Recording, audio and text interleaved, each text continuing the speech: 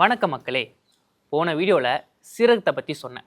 அதை பார்த்துட்டு ஒரு சில பேர் கமெண்ட்டில் என்ன சொல்லியிருந்தாங்கன்னா, பிரதர் கிராம்பை பற்றியும் சொல்லுங்கள் அப்படின்னு கேட்டிருந்தாங்க. இன்றைக்கான வீடியோவில் கிராம்பை பற்றி தான் பார்க்க போகிறோம். வாங்க வீடியோக்குள்ளே போகலாம்.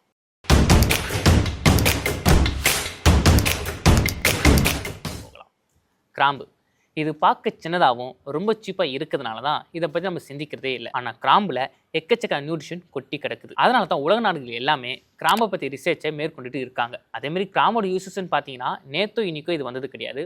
சுமாராக 1000 வருஷங்களுக்கு முன்னாடியில் இருந்தே இந்தியாவிலையும் சீனாவிலையும் கிராம்பை யூஸ் பண்ணிட்டு இருக்காங்க.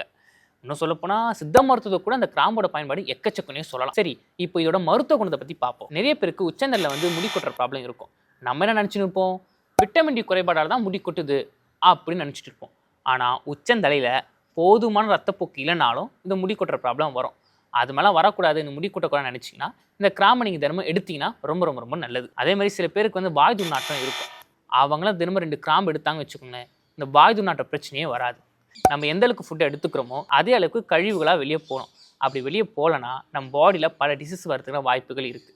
அதைத்தான் மலச்சிக்கல்னு சொல்லுவாங்க. இந்த மலச்சிக்கல்லேருந்து நம்மளை பாதுகாக்கணும்னா அதுக்கு இந்த கிராம்பு நம்ம தினமும் சாப்பிட்டு ஆகணும். பெரியவங்க கூட சொல்லுவாங்க பார்த்தீங்களா, கிராம்பு அதிகமாக எடுத்துக்கோங்க, இந்த பல்லு வலி வராது, ஈருக்கு நல்லது, பல் சொத்தையெல்லாம் சரி செஞ்சிடும் அப்படின்னு. ஆனால் கிராம்பு பல்லுக்கு மட்டும் கிடையாது, மூட்டு வலிக்கும் ஒரு நல்ல மருந்து. கிராம்பு ஒரு ஹியூமனிட்டி பூஸ்டாகவும் செயல்படும். எப்படின்னா, நம்ம பாடியில் வெள்ளையணுக்கள் இருக்கும். அந்த வெள்ளையணுக்களோட எண்ணிக்கை இதை அதிகமாக்கி நம்ம பாடியில் இருக்க நோய் எதிர்ப்பு சக்தி இது அதிகமாகும். அதனால எந்த நோயும் நம்மள்ட்ட கிட்ட கூட வராது. இன்னும் சொல்ல போனால் கிராம்பில் எக்கச்சக்க நியூட்ரிஷன் கொட்டி கிடக்கு. அதாவது வெறும் 1 ஸ்பூன் கிராம்பில் protein, carbohydrate, fibre, calcium, manganese, எக்கச்சக்க சத்துக்கள் கொட்டி கிடக்குது.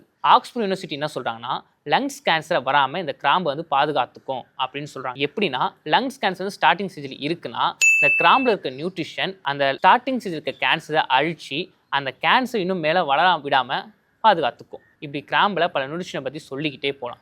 அதனால தான் அந்த காலத்து பெரியவங்க கிராம்பை தன்னோட சாப்பாட்டு உணவில் பயன்படுத்தினாங்க. ஓகே மக்கள், இன்னைக்கான வீடியோவில் கிராம்பை பற்றி பார்த்தோம். உங்களுக்கு இந்த வீடியோ பிடிச்சிருந்தா லைக் பண்ணுங்கள், ஷேர் பண்ணுங்கள். மறக்காமல் கீழே பெல் பட்டனை சப்ஸ்கிரைப் பண்ணிட்டு போங்க. தேங்க்யூ.